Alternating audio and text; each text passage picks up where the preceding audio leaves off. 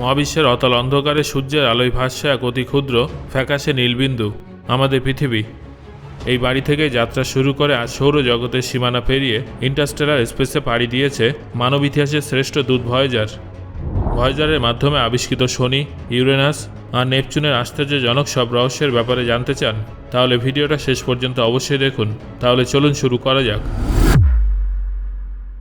আগে আমরা ভাবতাম শনির মাত্র কয়েকটা বলয় আছে, কিন্তু ভয়েজার জানালো যে এগুলোর সংখ্যা হাজার হাজার।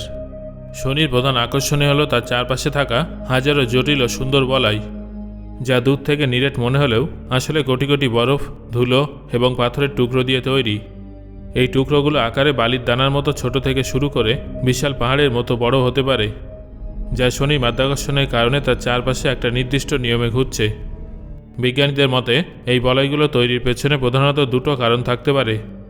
হয় অতীতে শনির কোনো উপগ্রহ তার তীব্র মাধ্যাকর্ষণে ভেঙে টুকরো টুকরো হয়ে চারপাশে ছড়িয়ে পড়েছিল, অথবা কোনো বিশাল গ্রহাণু বা ধূমকেতু শনির খুব কাছ দিয়ে যাওয়ার সময় গ্রহটির আকর্ষণে ভেঙে গিয়ে বলয়ের রূপ নিয়েছে। বর্তমানে শনি গ্রহের 292টারও বেশি উপগ্রহ আছে এবং ভয়েজার এর মধ্যে বেশ কটা উপগ্রহকে খুব কাছ থেকে পর্যবেক্ষণ করেছে। শনির সবথেকে বড় উপগ্রহ টাইটান বুধ গ্রহের থেকেও বড়, এবং এটা সৌরজগতের একমাত্র উপগ্রহ যার চারপাশে পৃথিবীর মতো ঘন নাইট্রোজেনের বায়ুমণ্ডলের স্তর আছে। তবে সবথেকে অবিশ্বাস্য বৈশিষ্ট্য হল উপরিভাগে থাকা তরল মিথেন ও ইথেনের নদী, হ্রদ এবং সমুদ্র।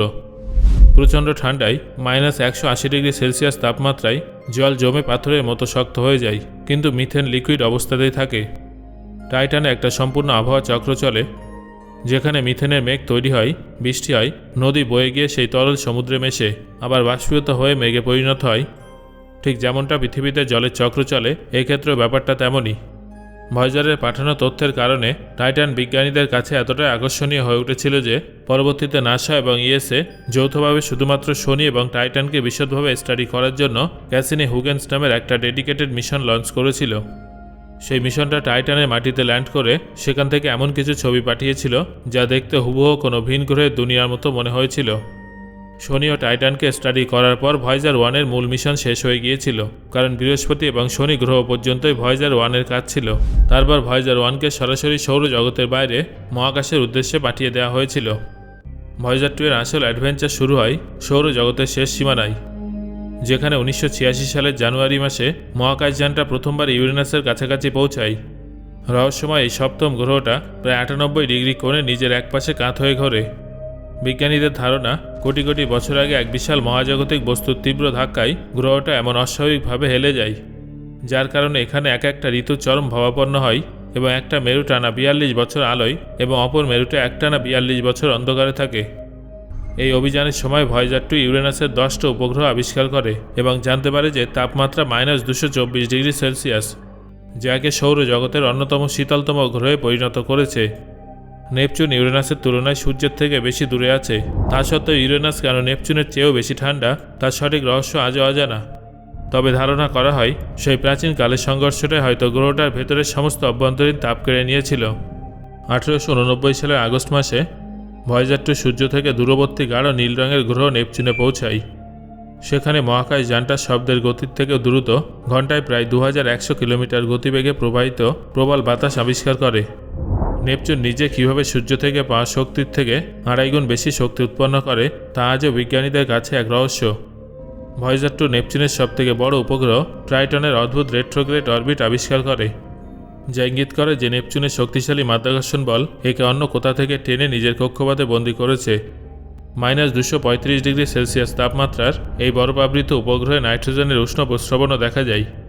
নেপচুন অভিযানের মাধ্যমেই ভয়েজার 2 তার মূল প্ল্যানেটারি মিশন সফলভাবে শেষ করে।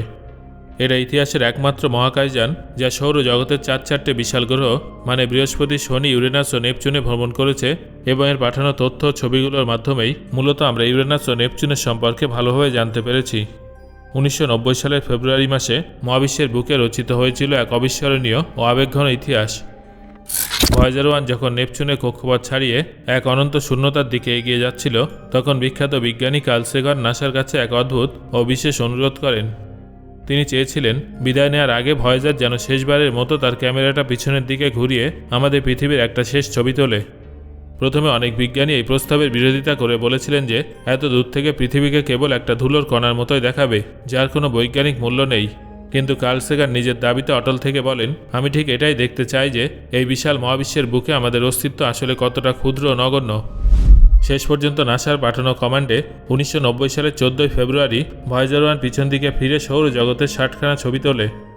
তারই একটিতে প্রায় 600 কোটি কিলোমিটার দূর থেকে সূর্যের এক তীক্ষ্ণ আলোকরশ্মির মাঝে অত্যন্ত ক্ষুদ্র একটা হালকা নীল বিন্দুর মতো ভেসে ওঠে আমাদের পৃথিবী। ইতিহাসের সবথেকে প্রভাবশালী এই ছবিটার নাম দেওয়া হয় পেল ব্লু ডট। এই ছবিটাকে সামনে রেখেই কার্ল সেগান এক গভীর জীবন দর্শন, অবিস্মরণীয় বক্তব্য তুলে ধরেছিলেন। তিনি বলেছিলেন, এই ছোট বিন্দুটাই হলো আমাদের ঘর, ওটাই আমরা। মানব ইতিহাসের প্রতিটা মানুষ, আমাদের সমস্ত আনন্দ, দুঃখ, স্বপ্ন, ইতিহাসের যত রাজা, মহারাজা, মহানায়ক কিংবা খলনায়ক, সবাই ওই একটা বিন্দুর বুকেই তাদের পুরো জীবন কাটিয়ে দিয়েছেন এবং ওখানেই ধুলোয় মিশে গেছেন। এই অনন্ত মহাবিশ্বের বিশালতার সামনে আমাদের ক্ষমতা, আমাদের তৈরি কৃত্রিম সীমানা আর আমাদের যাবতীয় অহংকার যে কতটা অর্থহীন ও নগণ্য, ভয়েজারের তোলায় একটা ছবি যেন মানব জাতিকে চিরকালের জন্য সেই পরম সত্যটা মনে করিয়ে দেয়। এই ছবি তোলার পর ভয়েজারের ক্যামেরাগুলো চিরতরে বন্ধ করে দেওয়া হয়, যাতে তার শক্তি বাঁচানো যায়। ভয়েজার এখন শুধুমাত্র তথ্য সংগ্রহকারী যন্ত্রগুলোই সচল রেখেছে এবং সংকেত পাঠিয়ে যাচ্ছে। আপনাদের মনে নিশ্চয় প্রশ্ন উঠছে যে ভয়েজার এখন কোথায় আছে এবং এখন সে কী করছে। 2012 সালে ভয়েজার 1 একটা বিশাল বড় মাইলফলক অর্জন করেছিল। সে প্রথম মানব নির্মিত বস্তুতে পরিণত হয়েছিল যে সৌরজগতের সীমানা পার করে ইন্টারস্টেলার স্পেসে প্রবেশ করেছিল। এখানে বোঝার বিষয় হলো সৌরজগতের সীমানা মানে কি। দেখুন বন্ধুরা, সূর্য থেকে অনবরত একটা সৌর বায়ু নির্গত হয়, যা চার্জযুক্ত কণাগুলোর একটা প্রভাব, যেটা সূর্যের থেকে সব দিকে ছড়িয়ে পড়ে। এই সৌর বায়ু একটা বাবেলের মতো এলাকা তৈরি করে, যাকে হেলিস্ফিয়ার বলা হয়। এই বাবেলের ভেতরে সূর্যের প্রভাব থাকে এবং এর বাইরে ইন্টারস্টেলার স্পেস শুরু হয়। ভয়েজার 1 যখন এই বাবেলের সীমানা পার করে, তখন সেখানকার ডেটা থেকে জানা যায় যে সৌর বায়ুর গতিবেগ হঠাৎ করেই খুব কমে যায় এবং বাইরে থেকে আসা মহাজাগতিক রশ্মির পরিমাণ বেড়ে যায়, যার মানে ভয়েজার 1 সেই সময় সূর্যের প্রভাব থেকে বাইরে বেরিয়ে গিয়েছিল এবং 2018 সালে ভয়েজার 2ও সেই মাইলফলক পার করে ফেলেছে এবং সেও ইন্টারস্টেলার স্পেসে পৌঁছে গেছে। আজ 2026 সালে ভয়েজার 1 পৃথিবী থেকে প্রায় 24.5 বিলিয়ন কিলোমিটার দূরে আছে এবং ভয়েজার 2 প্রায় 20.5 বিলিয়ন কিলোমিটার দূরে আছে।